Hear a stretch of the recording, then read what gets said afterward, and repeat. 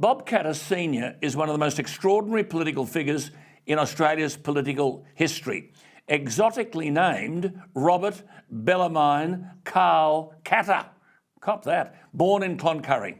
His father was also the federal member for Kennedy, the seat Bob Katter Sr. now holds.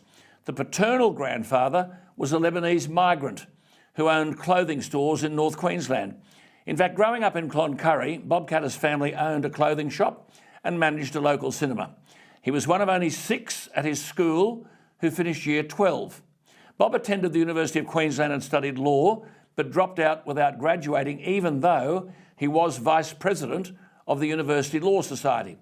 As a sergeant, he served in the CMF, the Citizens Military Forces. He speaks with authority and experience across a range of issues because simply he's been there and done that. He worked in his family businesses. He was a labourer in the Mount Isa mines. His father, who had the seat of Kennedy before his son, had been a member of the ALP until the Labor Party split in 1957. Bob Katter was a member of the Queensland Parliament for 18 years. He was a minister with a stack of portfolios: Northern Development, Aboriginal and Islander Affairs, Community Services, Ethnic Affairs, Mines and Energy. And then he ran for his father's former seat of Kennedy at the 1993 federal election. His father had been succeeded briefly by Labor's Rob Hulls. On that night in 1993, Bob Katter trailed Hulls for most of the evening.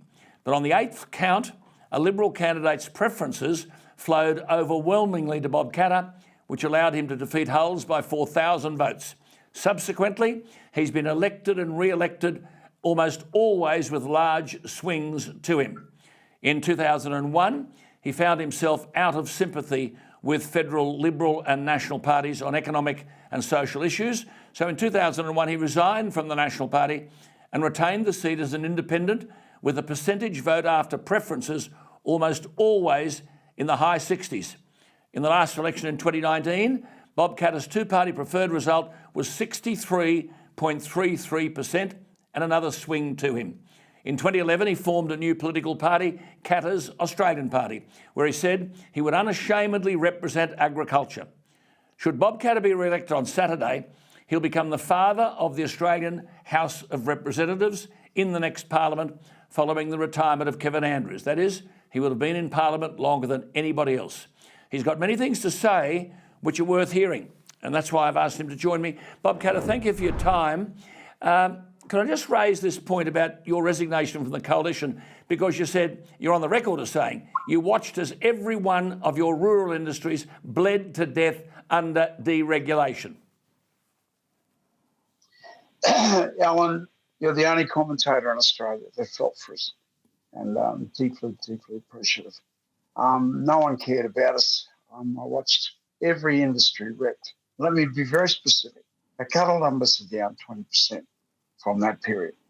Like about 30 years ago, they decided to go on this free market, and our cattle numbers are down 20%. Our sheep herd is down 72%. Our sugar production is down about 16 or 17%. Our dairy production is down over 17%. We are a net, I cannot believe the same. The Australian Bureau of Statistics says we've been a net importer of fruit and vegetables now for nearly 18 years. Net importer of fruit and vegetables. I mean, we can't feed ourselves in fruit and vegetables. And whole industries have just vanished. Well, then